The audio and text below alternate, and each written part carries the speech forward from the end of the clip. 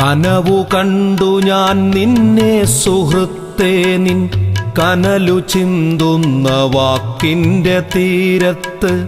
കടലു കാണുന്ന കുട്ടിയെപ്പോലെ ഞാൻ വിരലുകൊണ്ടു കളം തീർത്തു നിൽക്കവേ.